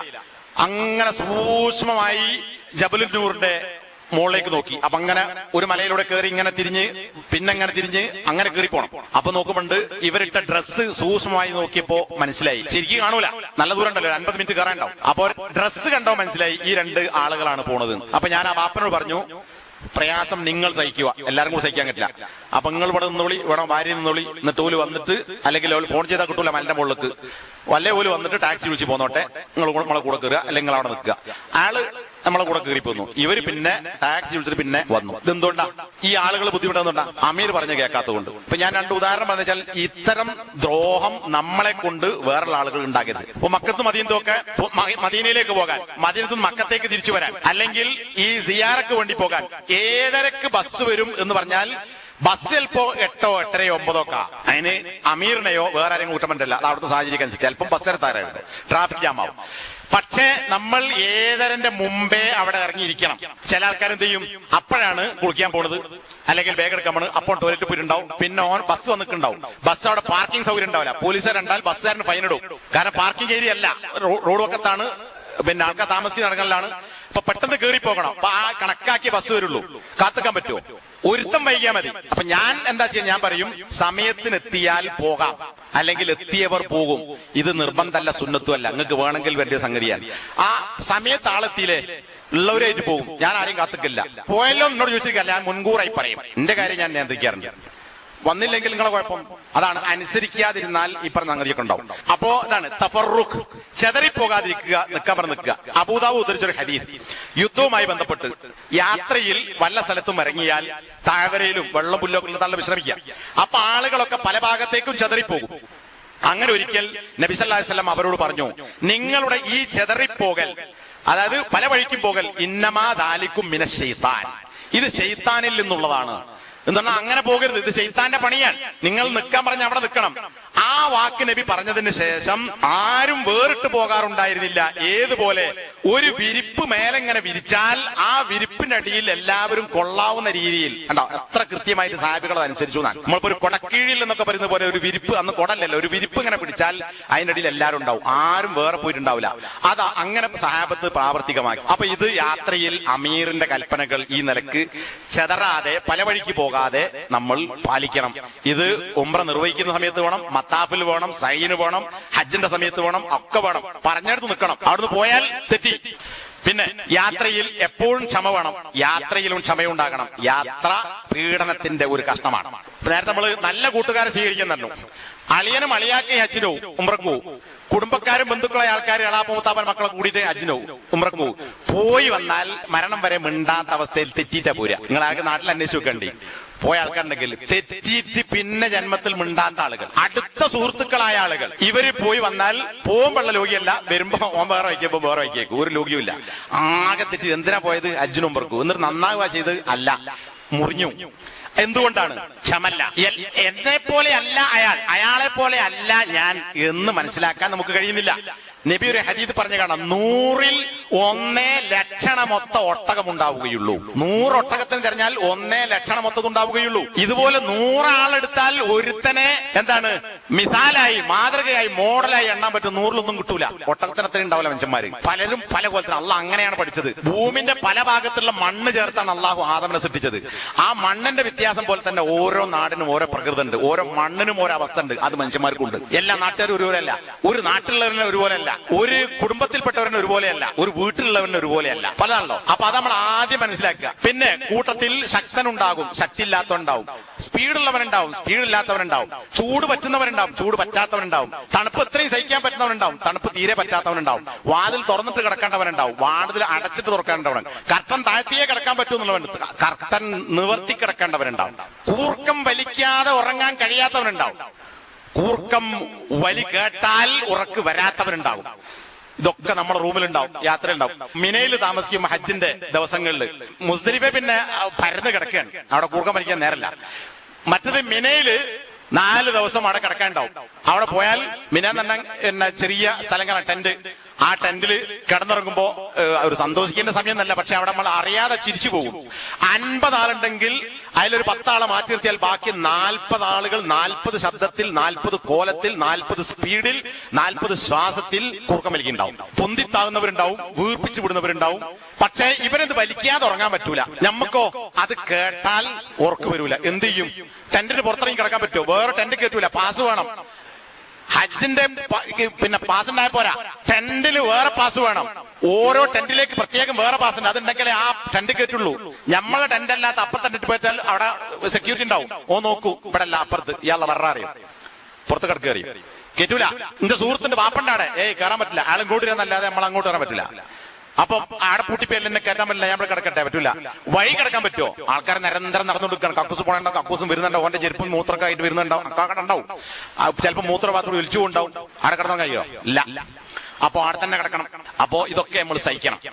പിന്നെ ഒരുത്തന്നെ ഇറങ്ങിയാൽ വാണമിട്ടമാര് വേഗം നടന്നിട്ട് അപ്പുറത്തു. ഒരാള് വയസ്സനുണ്ടാവും, കുട്ടികളുണ്ടാവും, നടക്കാൻ കഴിവില്ലാത്തവണ്ണം വടി കുത്തിയതൊക്കെ നമ്മളെ കൂടുതലുണ്ടാവും. അപ്പൊ നമ്മൾ ആരെ പരിഗണിക്കണം? കൂട്ടത്തിൽ ഏറ്റവും ദുർബലനെയാണ് പരിഗണിക്കേണ്ടത്. കാരണം എന്താ? ഓനൊപ്പിച്ച് നമ്മൾ നടക്കണം, നമ്മക്കൊപ്പിച്ച് ഓൻ നടക്കട്ടെ നമ്മൾ വിചാരിക്കരുത്. അത് ശരിയല്ല. സാധുവിനെ പരിഗണിക്കുക, ദുർബലനെ പരിഗണിക്കുക. വേഗത ഒസ്വാസന്റെ വേഗത കുറവല്ല, ആരോഗ്യക്കുറവുകൊണ്ട്. അപ്പൊ അയാൾക്കൊപ്പിച്ച് നമ്മൾ നടക്കുക, അങ്ങനെ കൂടെ കൊണ്ടുപോവുക. അത് നമ്മൾ കൂടി സഹിക്കുക. കാരണം അയാൾ നമ്മുടെ സഹോദരനാണ്, അത് നമ്മുടെ സഹോദരിയാണ്, അത് നമ്മുടെ വാപ്പയാണ്, നമ്മുടെ ഉമ്മയാണ്. നമ്മൾ തന്നെങ്കിലും നമ്മുടെ കൂട്ടത്തിലുള്ളവന്റെ ഉമ്മയും വാപ്പയും സഹോദരനുമാണ്. അപ്പൊ അതൊക്കെ നമ്മൾ സഹിക്കാൻ തയ്യാറാവണം. AC ഇടാതെ അവിടെ കിടക്കാൻ കഴിയില്ല. AC ഇല്ലാത്ത റൂം ഉണ്ടാവില്ല. ഈ ജന്മത്തിൽ AC-യിൽ കിടക്കാത്ത മനുഷ്യന്മാരേക്ക് കൊണ്ട് പോകണം അധികവും, അല്ലേ? AC ഇട്ടാൽ തുമ്മൽ വരും, മൂക്കടയും, കപ്പക്കെട്ടുണ്ടാവും. കിടക്കന്നെ എല്ലാരും കൂടിയിട്ട് AC വേണ്ട തീരുമാനിച്ചാൽ ഓഫാക്കി കിടക്കാം, എന്നാലും കിടന്നുറങ്ങാൻ കഴിയില്ല. അപ്പൊ അതൊക്കെ നമ്മൾ സഹിക്കാൻ തയ്യാറാക്കുക. എങ്ങനെങ്കിലും ഒപ്പിക്കുക. അല്ലെങ്കിൽ ആരംഭം കിടന്നോളി, മക്കത്താണെങ്കിൽ ആരെങ്കിലും കിടക്കാം. AC ഒന്നും ഇല്ലാതെ AC ഇല്ലാത്ത സ്ഥലമുണ്ട്, പുറത്ത് കിടക്കാം, മുറ്റത്ത് അങ്ങനെ കിടക്കാം. അപ്പൊ അതല്ലാതെ നമ്മള് എല്ലാവരും ഒരുപോലെയാകണം എന്ന് വിചാരിച്ചാൽ കഴിയില്ല. പിന്നെ സേവനം നമ്മുടെ കാര്യമെന്നല്ല. എന്റെ പെട്ടി മാത്രമല്ല, മറ്റവന്റെ പെട്ടി ഞാൻ വലിക്കേണ്ടി വരും. കാരണം എന്താ? അയാൾ കൊണ്ട് കഴിയില്ല. നിങ്ങൾ എന്തേ കാക്ക അതൊക്കെ കിട്ടിയെന്ന് കൊണ്ടുവന്ന് വയ്ക്കേണ്ട, യന്ത്രം കൊണ്ടുവന്ന് അയാൾ കൊണ്ട് അതുപോലെ അയാൾ കൊണ്ടുവന്നു, അത്ര അങ്ങനെ കൂട്ടിയാൽ നമ്മൾ അയാൾക്ക് എടുക്കാൻ കഴിയില്ല. എന്നാ വെറുതെ വാങ്ങിക്കൂട്ടരുത്. അപ്പൊ അങ്ങനെ ഉണ്ടെങ്കിൽ അവിടെ നമ്മൾ സഹായിക്കാൻ തയ്യാറാകണം. ഇത് ഹദീസുകളിൽ നമുക്ക് കാണാൻ സാധിക്കുന്ന നബി സല്ലല്ലാഹു അലൈഹി വസല്ലം പറഞ്ഞു, ജനങ്ങളോട് കൂടിക്കലരുകയും ജനങ്ങളിൽ നിന്നുണ്ടാകുന്ന ബുദ്ധിമുട്ടുകളിൽ ക്ഷമിക്കുകയും ചെയ്യുന്ന വിശ്വാസിയാണ് ജനങ്ങളോട് കൂടിക്കലരാത്ത, ജനങ്ങളിൽ നിന്നുണ്ടാകുന്ന പ്രയാസങ്ങളിൽ ബുദ്ധിമുട്ടുകളിൽ ക്ഷമിക്കാത്ത വിശ്വാസിയേക്കാൾ മെച്ചപ്പെട്ടവൻ. ആരോടും എടുക്കൂല. ഇതുപോലെയാണ് ചില ആൾക്കാർ. എത്ര തമാശ ഉണ്ടെങ്കിലും കാര്യം ഉണ്ടെങ്കിലും കൂട്ടുണ്ടെങ്കിലും വേറിട്ട് കൂട്ടത്ത് കൂടൂല, ആരെപ്പുറം കൂടൂല, ആരുമായി സഹകരിക്കൂല. അയാളുടെ സ്വന്തം കാര്യം, കൂടെ ഭക്ഷണം കഴിക്കാനോ കൂടെ പോകാനോ കൂടെ വരാനോ ഒന്നും ഉണ്ടാവില്ല. അയാളെ കാര്യം അതല്ല. യുഹാലിത്തുന്നാസ്, ജനങ്ങളോട് കൂടിക്കലരുക. എന്താണ് ഹാലത്തന്നാൽ? ഇഖ്തിലാത്ത് അറിയാലോ. കൂടിക്കലരുക, ജനങ്ങളോട് കൂടിക്കലരുക എന്നാൽ പരസ്പരം സുഹൃത്തുക്കളാവുക, സഹോദരന്മാരാവുക, അവർക്ക് വേണ്ട കാര്യങ്ങൾ ചെയ്യുക. ചെയ്തു കൊടുത്തില്ലെങ്കിലും അവരിൽ നിന്നുണ്ടാകുന്ന ബുദ്ധിമുട്ട് നമ്മൾ സഹിക്കുക. അതാണ് അവരുടെ ബുദ്ധിമുട്ട് ക്ഷമിക്കുക. നേരത്തെ പറഞ്ഞ കൂർക്കമ്പലി പോലെ അത് അള്ളാഹ് കൊടുത്തതാണ്. ആളുകൾക്ക് സേവനം ചെയ്യുക. ഇപ്പൊ യാത്രയിൽ നോമ്പ് നോൽക്കാതിരിക്കാം, പക്ഷെ യാത്ര കൊണ്ട് നോമ്പിന് ബുദ്ധിമുട്ടാണെങ്കിൽ നോമ്പ് നോൽക്കൽ ഹറാമാണ്. അത് വേറെ വിഷയമാണ്. നമ്മുടെ യാത്രയിൽ അങ്ങനെ വരുന്നില്ല. നബി ഒരു യാത്രയിൽ, യുദ്ധവുമായി ബന്ധപ്പെട്ട യാത്രയിൽ നോമ്പ് നോറ്റവരുണ്ടായിരുന്നു, നോമ്പ് നോൽക്കാത്തവരുണ്ടായിരുന്നു. അങ്ങനെ മുസ്ലിം ഉദ്ധരിച്ച ഹദീസ് കാണാം. ഒരു സ്ഥലത്ത് ഇറങ്ങി. അപ്പോ ഇറങ്ങിയപ്പോ ആരത്തും യാത്രയിൽ തണലില്ല, കൊടല്ല, വേറൊന്നുമില്ല. തണലുള്ളത് എന്താണ്? ഒരു ഡ്രസ്സുള്ളവൻ അത് തണലുണ്ട്, അതില്ലാത്തവനോ ഒരു തണലുമില്ല. പിന്നെ അവന്റെ തണൽ എന്താ? കൈകൊണ്ട് സൂര്യനെ തടുക്കുന്നു. അതാണ് ഹദീസിൽ. അപ്പൊ കൈകൊണ്ട് സൂര്യനെ തടുക്കുക, ഇതാണ് ഞങ്ങളുടെ കൂട്ടത്തിൽ ഏറ്റവും വലിയ തണലുള്ള ആള്. അങ്ങനെ അവിടെ ഇറങ്ങിയപ്പോ ഫസഖത സുവാം, യാത്രയിൽ നോമ്പ് നോറ്റവർ വീണുപോയി, ക്ഷീണിച്ച് കടന്നു. വഖാമൽ മുഫ്തിറൂൻ, നോമ്പ് നോൽക്കാത്ത ആളുകൾ എഴുന്നേറ്റു. എന്നിട്ട് അവരെന്ത് ചെയ്തു? അവരും ഓലാട് കിടക്കല്ലേ, എന്നാ പിന്നെ നമ്മൾ എന്തിനാ പിന്നെ ബാക്കി പണിയെടുക്കാൻ നിൽക്കണേ, ഓല് എണീച്ചിട്ട് നോക്കാം എന്ന് വിചാരിച്ചില്ല. നോമ്പ് നോൽക്കാത്ത ആളുകൾ എഴുന്നേൽക്കുകയും അവർ ടെന്റ് കെട്ടി. പിന്നെ മൃഗങ്ങൾക്ക് കുടിക്കാൻ വെള്ളം കൊടുത്തു. കൂടുള്ള വാഹനം മൃഗം, അതിന് വെള്ളം കൊടുക്കുകയും എല്ലാവർക്കും കൊണ്ട് ടെന്റ് നിർമ്മിക്കുകയും ചെയ്തു. അപ്പൊ എന്താ? ഓനില്ല ഞാനില്ല എന്നല്ല, ഓനില്ലെങ്കിൽ ഞാനുണ്ട് എന്നാണ്. അവനില്ല നോമ്പ് നോറ്റവൻ, എങ്കിൽ ഞാനുണ്ട്. അപ്പൊ നോമ്പ് നോൽക്കാത്തവർ തയ്യാറായി. നോമ്പ് നോറ്റ് ക്ഷീണിച്ച് കിടന്നവർക്ക് കൂടി അവരുടെ മൃഗങ്ങൾക്ക് വെള്ളം കൊടുക്കുകയും ടെന്റ് ശരിയാക്കുകയും ചെയ്തു. അപ്പൊ നബി പറഞ്ഞൊരു വാചകമുണ്ട്, നോമ്പ് നോറ്റവരെ അല്ല നബി പ്രശംസിച്ചത്, ദഹബൽ മുഫ്തിറൂനൽ യൗമ ബിൽ അജ്ർ, നോമ്പ് മുറിച്ചവർ ഇന്ന് കൂലിയും കൊണ്ടുപോയിരിക്കുന്നു. നോമ്പ് നോറ്റവർക്ക് കൂലി കിട്ടിയതല്ല, നോമ്പ് നോൽക്കാത്ത ആളുകൾക്ക് കൂലി കിട്ടി. എന്താ കൂലി? കൂടെയുള്ള ആളുകൾക്കും അവർക്ക് വേണ്ടിയും ടെന്റ് കെട്ടാനും വാഹനങ്ങൾക്ക് വേണ്ട സൗകര്യങ്ങളും വെള്ളമൊക്കെ കൊടുത്തു. ഇത് വലിയൊരു ഹിദ്മത്താണ്. അപ്പോ വേറെയും ഒരുപാട് തെളിവുകളുണ്ട്, ഉദാഹരണങ്ങളുണ്ട്, വിശദീകരിക്കുന്നില്ല. അങ്ങനെ ക്ഷമയും സേവനവും. ഒരു പെട്ടിയൊന്ന് പിടിച്ചു കൊടുക്കാൻ അതിൽ പിശുക്ക് കാണിക്കേണ്ട അർത്ഥം. പിന്നെ സീറ്റ് വിശാലത, ഇതൊക്കെ അമാനുവലെ പരിഭാഷ എടുത്ത് വെച്ചു. ഇന്നത്തെ അനുഭവം പോലെ അദ്ദേഹം പറയുന്നത് കാണാം. 5 ആൾക്ക് ഇരിക്കാവുന്നിടത്ത് കൈയും കാലൊക്കെ നീട്ടിയിരിക്കുന്ന ഉത്തരിക്കുന്ന ആൾക്കാരൊക്കെ അമാനുവലെ ഈ പരിഭാഷയിൽ ചെയ്തിരുന്നു തഫ്സീറിൽ.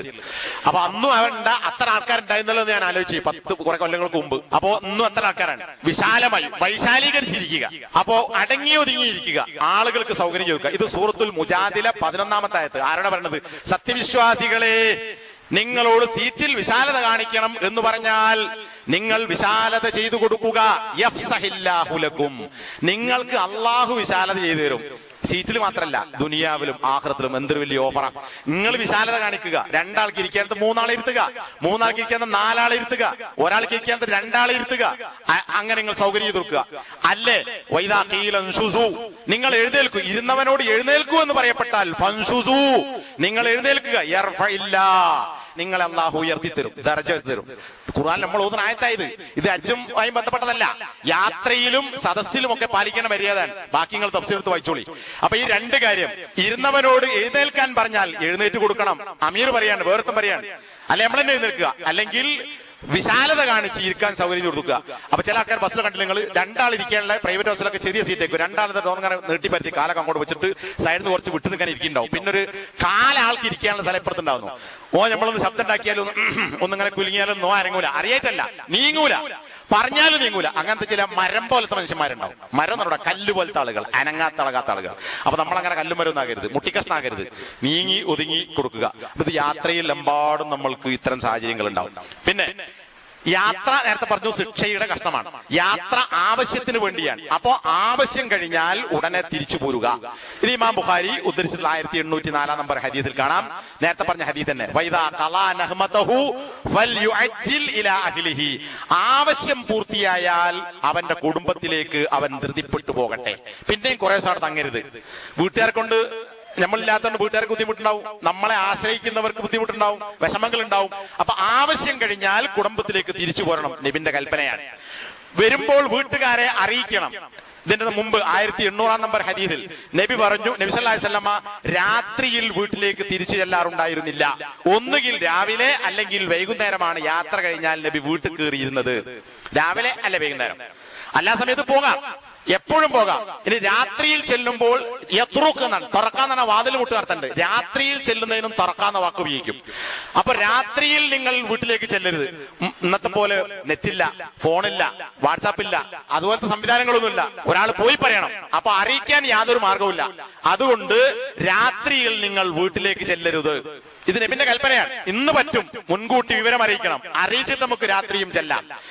ഇനി വേറെ ഹദീസിൽ നമുക്ക് കാണാം, ബുഖാരി ഉദ്ധരിച്ച ഹദീസ് തന്നെ, നിങ്ങൾ യാത്ര നീണ്ടാൽ രാത്രിയിൽ നിങ്ങൾ ചെല്ലരുത്. കുറെ കാലം കയറ്റാൻ തിരിച്ചു വരുന്നെങ്കിൽ നീണ്ട യാത്രയ്ക്ക് ശേഷം രാത്രി ചെല്ലരുത്. അതെന്താ? വീട്ടുകാരെ അറിയിക്കണം. ജാബിർ ബിൻ അബ്ദില്ല റളിയല്ലാഹു അൻഹുമ ഒരു യാത്ര കഴിഞ്ഞ് തിരിച്ചു വരുമ്പോ മടങ്ങുമ്പോ ജാബിർ റളിയല്ലാഹു അൻഹു അല്പം സ്പീഡ് കൂട്ടി വീട്ടിലേക്ക് മടങ്ങാൻ. അപ്പൊ ബേക്കിൽ വേറെ ചെറുപ്പക്കാരനെ കൂടി കയറി. ബല ധൃതി കണ്ടപ്പോ നബി ചോദിച്ചു, എന്താ നിങ്ങൾ ഇത്ര സ്പീഡ് പോകുന്നത്? ഏത് യാത്ര കഴിഞ്ഞ് വീട്ടിലേക്ക് വേഗം പോണെന്താ? അപ്പോ ജാബിർ റളിയല്ലാഹു അൻഹു പറഞ്ഞു, ഞാൻ കല്യാണം കഴിച്ച നബിയെ, പുതിയാപ്പിളയാണ്, എന്നാണ് ഹദീസു അഹദിൻ ബി ഉർസിൻ, അടുത്ത കല്യാണം കഴിച്ച ആളാണ്, അതുകൊണ്ടാണ് ഞാൻ വേഗം പോകുന്നത് എന്ന് പറഞ്ഞു. അത് വേറെ ഹദീസ് വിശദീകരിച്ചിട്ടുണ്ട്. അപ്പൊ നബി, നീ കന്യകയാണോ വിധവയാണോ കല്യാണം കഴിച്ചത്? അതിന്റെ മറുപടിയും, എങ്കിൽ നിനക്കൊരു കന്യക കല്യാണം കഴിച്ചുകൂടെ എന്ന ആ ചോദ്യം മറുപടിയൊക്കെ കഴിഞ്ഞതിന് ശേഷം നബി സല്ലല്ലാഹു അലൈഹി വസല്ലം പറഞ്ഞു, നീ അങ്ങനെ വേഗത്തിൽ പോകരുത്, രാത്രിയിൽ ചെല്ലരുത്. പറയാതെ പറയാൻ വേറെ മാർഗമല്ല, വിളിച്ചെന്നാ കേൾക്കൂലല്ലോ.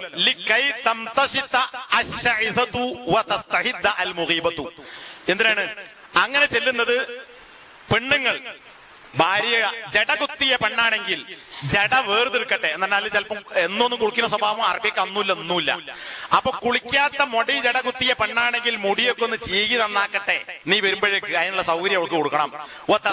മുഹീബത്തു, ഭർത്താവ് നാട്ടിൽ നിന്ന് വിട്ടു നിൽക്കുന്നവന്റെ ഭാര്യയാണെങ്കിൽ, അതാണ് ഇവിടെ മുഹീബത്ത്, അങ്ങനെയുള്ള പെണ്ണാണെങ്കിൽ ഭാര്യ ഭർത്താവ് വരുമ്പോഴേക്ക് അവർ ക്ഷൗരം ചെയ്യട്ടെ എന്ന് പറഞ്ഞാൽ ഗുഹ്യ രോമങ്ങളും കക്ഷത്തിലെ രോമങ്ങളും ഒക്കെ വടിച്ചു തന്നാക്കട്ടെ. ഇസ്തഹാത്ത് എന്ന് പറഞ്ഞാൽ ഇരുമ്പ് ഉപയോഗിക്കുന്നതാണ്. അപ്പൊ മൂർച്ചയുള്ള വസ്തുക്കൾ എടുത്ത് അത്തരം കാര്യങ്ങൾ സുന്നത്തൊക്കെ ചെയ്യട്ടെ, ഭർത്താവ് വരുമ്പോഴേക്ക് നല്ല ഒരുങ്ങി തയ്യാറാകട്ടെ എന്നർത്ഥം. അപ്പോ ഇത് ആരോടാ പറയണത്? കടുത്ത് കല്യാണം കഴിച്ച് തിരക്കിട്ട് വീട്ടിലേക്ക് പോകുന്ന ജാബിർ എന്ന ചെറുപ്പക്കാരനായ യുവാവായ സഹാബിയോടാണ് നബി ഈ കാര്യം പറഞ്ഞത്. ഇതൊക്കെ ബുഖാരി ഉദ്ധരിച്ച, മുസ്ലിം ഉദ്ധരിച്ച ഹദീസ് നമുക്ക് കാണാൻ പറ്റും. ഇനി ഇന്നിപ്പോ സർപ്രൈസ് പോകുമ്പോ പറയും, ഇങ്ങോട്ട് എന്നാ പറയില്ല, പറയാതെ വരിക, സർപ്രൈസ് ആയിട്ട് വന്നു പറയും അല്ലെ? അങ്ങനെ വരും, അത് ചെല്ലരുത്. അത് വലിയൊരു കാര്യമായിട്ട് ഗൾഫ് നോക്കുന്ന നബി പറഞ്ഞു ചെയ്യരുത്. മുസ്ലിം ഉദ്ധരിച്ച ഹദീസ് കാണാം, അവരെ വഞ്ചിക്കുന്ന തരത്തിൽ, ഔ യൽതമിസ അഥറാത്തിഹിം, അല്ലെങ്കിൽ നിങ്ങളുടെ വീട്ടുകാരുടെ വീഴ്ചകളെ പരതുന്നവരായി, അന്വേഷിക്കുന്നവരായി. ചില അസുഖമുള്ള ആളുകളുണ്ടല്ലോ, സംശയ രോഗികൾ, ഭാര്യനെ സംശയിക്കുക, ഭാര്യ ഭർത്താവിനെ സംശയിക്കുക. അപ്പൊ ചില ആൾക്കാർ വീടിന്റെ പുറത്തൊക്കെ അങ്ങനെ വന്നു നോക്കും. ഇന്നുണ്ടേ സുഖക്കാർ ജോലിക്ക് പോയിട്ട് തിരിച്ചു വരാത്ത സമയത്ത് വീട്ടിൽ മെല്ലെ വന്നു നോക്കുക, ഭാര്യ വേറൊക്കെ പോയിട്ടുണ്ടോ, ഇവിടെ വേറെ ആരോ ഉള്ളിലേക്ക് കടത്തിയിട്ടുണ്ടോ, രാത്രി വന്നു നോക്കുക. അതെന്നെ ഇവിടെ ഹദീസ് പറഞ്ഞത്. വീട്ടുകാരുടെ വീഴ്ചകളെ പരതുന്നവരായി, അല്ലെങ്കിൽ അവരെ ചതിക്കുന്നവരായി. അപ്പൊ എവിടെങ്കിലും ഒളിഞ്ഞിന്ന് മെല്ലെ ഇരുട്ടത്ത് വന്നിട്ട് പുരയിൽ വേറെ ആരുണ്ടോ ചെവിച്ചുക്ക, കണ്ണിച്ചുക്ക, പഴുതുകൂട് നോക്കുക, അറിയാതെ വീട്ടിലേക്ക് കയറുക. ഇതൊന്നും ചെയ്യരുത്. ആരുടെ സ്വന്തം ഭാര്യമാരെ അങ്ങനെ ഒരു വിശ്വാസക്കുറവ് നിങ്ങൾക്ക് വേണ്ട. അനുഭവപ്പെട്ടാൽ അതിന്റെ വാക്യങ്ങൾ നോക്കിക്കോളൂ, മനസ്സിലായാൽ ചുഴിഞ്ഞു പോണ്ട നടത്താം. അപ്പൊ അതൊന്നും ചെയ്യരുത്. അങ്ങനെ സർപ്രൈസ് വേണ്ട. യുദ്ധത്തിൽ നിന്നുള്ള യാത്രയുമായി ബന്ധപ്പെട്ട് നബി സല്ലല്ലാഹു അലൈഹി വസല്ലമ പറഞ്ഞത് കാണാൻ സാധിക്കും. ഇനി യാത്ര കഴിഞ്ഞ് തിരിച്ചു വന്നാൽ, അവിടെ നേരത്തെ പറഞ്ഞു പോകുമ്പോഴുള്ള റക്അത്ത് സുന്നത്തുണ്ടോ? ഇല്ല. തിരിച്ചു വന്നാൽ 2 റക്അത്ത് സുന്നത്തുണ്ട്, വീട്ടിലല്ല, പള്ളിയിൽ. നബി സല്ലല്ലാഹു അലൈഹി വസല്ലം യാത്ര കഴിഞ്ഞാൽ പള്ളിയിൽ കയറുകയും പള്ളിയിൽ നിന്ന് 2 റക്അത്ത് സുന്നത്ത് നമസ്കരിക്കുകയും എന്നിട്ട് പള്ളിയിൽ ഇരിക്കുകയും ചെയ്യും. നബി പള്ളിയിലേക്ക്, നബി ഭരണാധികാരിയാണ്, നബിയാണ്, നേതാവാണ്, ഒക്കെയാണ്. അപ്പൊ നബിയെ കാണാൻ വേണ്ടി ആളുകൾ വരും. അവരുടെ കാര്യങ്ങളൊക്കെ പറയാനും കേൾക്കാനും അന്വേഷിക്കാനും മറുപടി കൊടുക്കാനായി നബി പള്ളിയിൽ നിന്ന് അവരെയൊക്കെ കാണും. എന്നിട്ടേ നബി വീട്ടിലേക്ക് കയറാറുണ്ടായിരുന്നുള്ളൂ. ഇത് മുത്തഫഖുൻ അലൈഹി ഹദീസാണ്. അപ്പൊ യാത്ര കഴിഞ്ഞ് വന്നാൽ പള്ളിയിൽ കയറി 2 റക്അത്ത് നമസ്കരിച്ചതിന് ശേഷം, കാരണം വലിയൊരു ഭാഗ്യം, പോയി തിരിച്ചു വരാനും യാത്ര പൂർത്തിയാക്കാനും വിഷമല്ലാതാക്കാൻ അള്ളാന്റെ തൗഫീഖ്, അതിനൊരു നന്ദി നൽകി പള്ളിയിൽ കയറി 2 റക്അത്ത് നിസ്കരിച്ചിട്ട് വീട്ടിലേക്ക് കയറുക എന്നത് നബിയുടെ സുന്നത്താണ് എന്ന് ഇതാണ് യാത്രയുമായി ബന്ധപ്പെട്ട, ഹജ്ജ് ഉംറ യാത്രയുമായി ബന്ധപ്പെട്ട കാര്യങ്ങൾ. പിന്നെ യാത്രയിൽ സോക്സ് ധരിക്കുന്ന കാര്യങ്ങൾ, അതുപോലെ തന്നെ തയമ്മം ചെയ്യേണ്ടി വന്നാൽ തയമ്മം ചെയ്യുന്ന കാര്യങ്ങൾ, അതിൽ നൽകപ്പെട്ട ആനുകൂല്യങ്ങൾ, അതൊന്നും ഇപ്പോൾ വിശദീകരിക്കുന്നില്ല. അത് വേറെ നമ്മൾ മനസ്സിലാക്കേണ്ടതാണ്. യാത്രയിൽ പലരും അറിയാത്ത ആളുകൾ ഉണ്ടാവും, അറിയാത്തതിന്റെ പേരിൽ പല ബുദ്ധിമുട്ടും വരുത്തുന്ന ആളുകൾ ഉണ്ടാവും. എയർപോർട്ടിൽ നിന്നൊക്കെ ആണുങ്ങൾ കാണെ കാലൊക്കെ കയറ്റി, അല്ലെങ്കിൽ മറ്റ് സ്ഥലങ്ങളിൽ നിന്ന് മുട്ടുവരെയൊക്കെ പർദ്ദ കുത്തി പിടിച്ചിട്ട് ഊതെടുക്കുന്ന ആളുകളും, കൈ ഇവിടം വരെ കുപ്പായ കൈ കയറ്റി വെച്ചിട്ട് ഊതെടുക്കുന്നവർ, തട്ടം മാറ്റി